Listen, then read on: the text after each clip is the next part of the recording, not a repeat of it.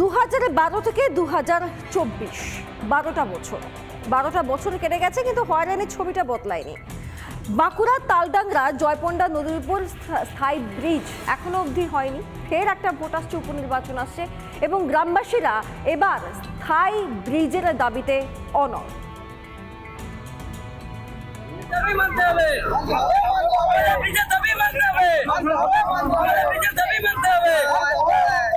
Vote আসে, vote চাই, আর প্রতিশ্রুতিতেই থেকে যায়। আমি এই মুহূর্তে যে ছবিটা তুলে ধরছি, বাঁকুড়ার তালডাংরা ব্লকের 5 পঞ্চায়েতের জয়পন্ডা নদীর ওপর যে অস্থায়ী ব্রিজ, এই যে অস্থায়ী ব্রিজ নির্মাণ করা হয়েছে পাইপ দিয়ে, অস্থায়ী ব্রিজ, এই অস্থায়ী ব্রিজ কিন্তু বর্ষাকালে জলের তলায় থাকে। অর্থাৎ আজ থেকে প্রায় 15-20 বছর ধরে এই ব্রিজের সমস্যা। ভোট আসে, ভোট চাই, প্রতিশ্রুতি দেওয়া হয় যে এই অস্থায়ী ব্রিজ পাকাপাকি ভাবে নতুন ব্রিজ নির্মাণ করা হবে, কিন্তু আজ পর্যন্ত সে নির্মাণ করা হয়নি।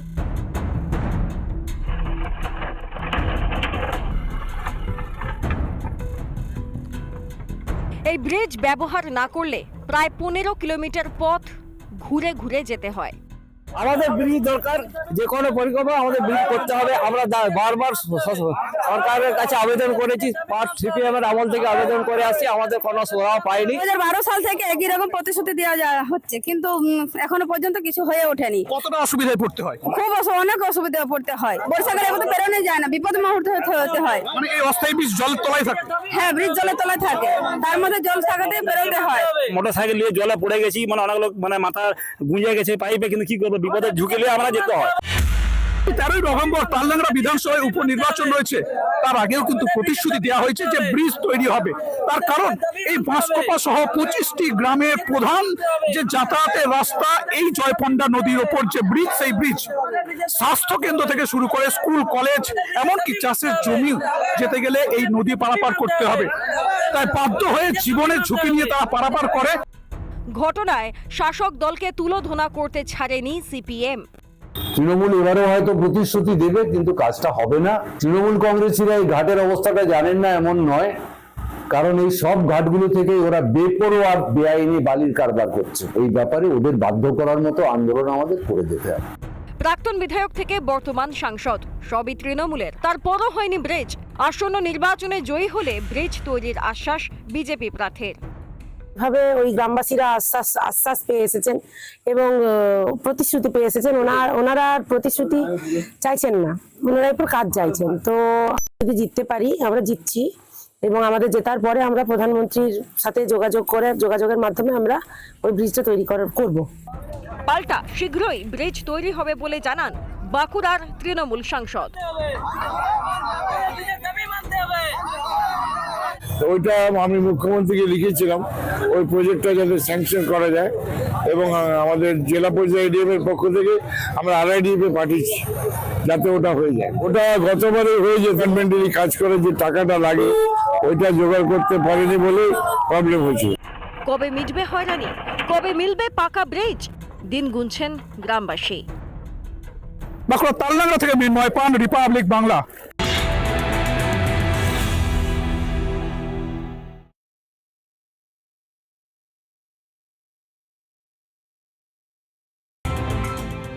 ফের একটা রেল দুর্ঘটনা। হাওড়ায় নলপুর স্টেশনের কাছে সেকেন্দ্রাবাদ শালিমার এক্সপ্রেসের দুর্ঘটনা। 3টি বগি বেলাইন হয়ে যায়।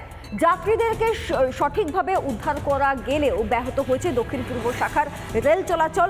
বেশ কয়েকটি রেল আপাতত দেরিতে চলছে। ব্যাহত পরিষেবা, দুর্ভোগে যাত্রীরা।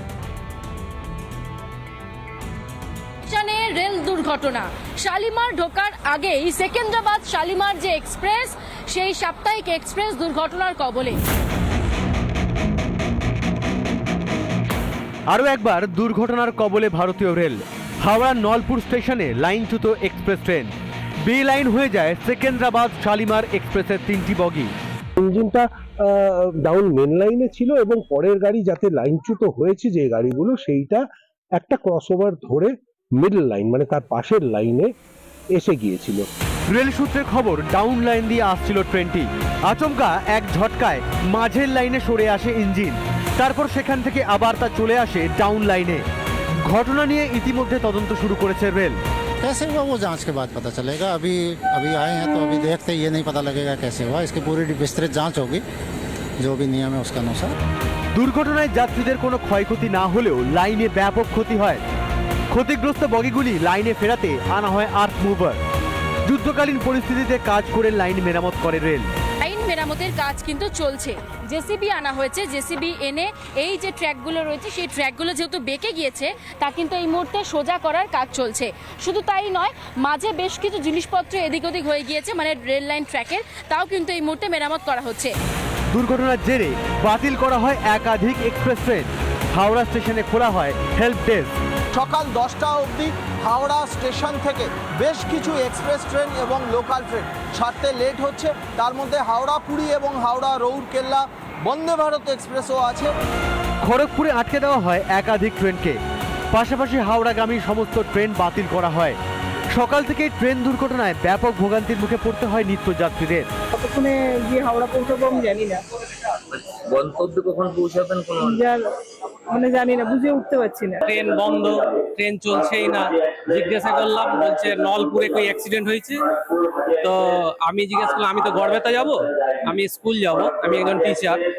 তো বললেন যে ওইখানে ট্রেন এখন কখন ছাড়বে কোনো গ্যারান্টি নেই। বারবার দুর্ঘটনার কবলে পড়ছে ভারতীয় রেল। যাত্রী সুরক্ষার বিষয়ে বারবার নজর দেওয়ার দাবি উঠছে। সুদীপ্ত দাস, সৈকত পাল, ঐন্দ্রিলা ঘোষ ও সুখেন্দু সরকারের রিপোর্ট, রিপাবলিক বাংলা। আর এদিকে পুরুলিয়ায় আবাস নিয়ে গুচ্ছখানেক অভিযোগ সামনে আসছে। ঠিক কিরকম অভিযোগ সামনে আসছে? প্রথম কিস্তি বা দ্বিতীয় কিস্তিতে টাকা ঢুকে গেছে। স্বাভাবিকভাবেই উপভোক্তারা বাড়ি ভেঙে নতুন করে বাড়ি তৈরির প্রস্তুতি নিচ্ছেন। এমন সময় তার পরের কিস্তির টাকা ঢুকছে না। নিরুপায় হয়ে শেষ উপায় হচ্ছে ওই প্লাস্টিকের মধ্যেই দিন গুজরান।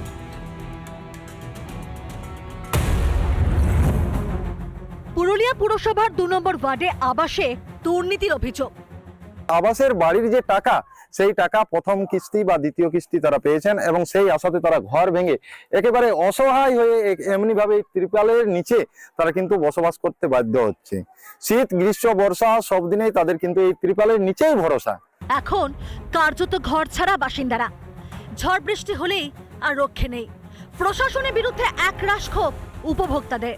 বলছে কি এই এখনই পয়সা ছাড়বে, এই দুর্গা পূজার পর ছাড়বে, এই পূজার পর ছাড়বে, আর কোনো পূজাতেই পয়সা ছাড়ে নেই। জল ঝড় হচ্ছে তো কত কষ্ট, একদম কাদা ভিজা ঘর দুয়ার, যত পোকা মাকড় সব ঢুকছে। 4 বছর হতে আইলো, এখনো টাকা আমরা দিনে এক কিস্তি দিয়েছ, আর টাকা দিও নাই। আমরা এমন ভাবে পড়ে আছি, ছেলেপুলাতে জল দমে পড়েছে, তিরপল টাঙাই পড়েছে, একটা তিরপলও নাই। শাসক তৃণমূলের বিরুদ্ধে আবাসের দুর্নীতির অভিযোগ স্থানীয় বিজেপি কাউন্সিলরের। আমি তো বারবার গিয়ে চেয়ারম্যানকে দাবি করি টাকার জন্য, সবকিছু খবর নেই, কিন্তু ওনারা একটাই কথা বলেন, টাকা আসবে, এরপরে আসবে, এরপরে ছাড়া হবে, এরপরে দেওয়া হবে, বলা হয় বারবার। আবাসের দুর্নীতি তো গোটা পশ্চিমবঙ্গেই চলছে। যারা পাওয়ার যোগ্য নয়, যাদের নিজেদের বাড়ি বানাবার ক্ষমতা আছে, তারা সেই ক্ষেত্রে এইরকম বাড়ি তারাও ম্যাক্সিমাম পেয়েছে, কিন্তু যাদের আসল পাবার তারা কিন্তু পায়নি। আবাসের টাকা না মেলার জন্য ওই পাল্টা কেন্দ্রকেই দায়ী করলেন পুরুলিয়া পুরসভার চেয়ারম্যান। বিরোধী দলনেতা শুভেন্দু অধিকারী স্পেসিফিকভাবে অভিযোগ জানিয়েছিলেন কেন্দ্রে উপযুক্ত বেনিফিশিয়ারি সিলেকশন হয়নি এবং সেই সংক্রান্ত একটা কেন্দ্রীয় সরকারের সংস্থা তারা তদন্ত শুরু করেছেন এবং যার ফলে কেন্দ্রীয় সরকারের যে শেয়ারের টাকা, সেই শেয়ারের টাকা তারা বন্ধ রেখেছেন। মূলত এটাই কারণ। দ্রুত আবাসের টাকা দেওয়া হোক দাবি উপভোক্তাদের।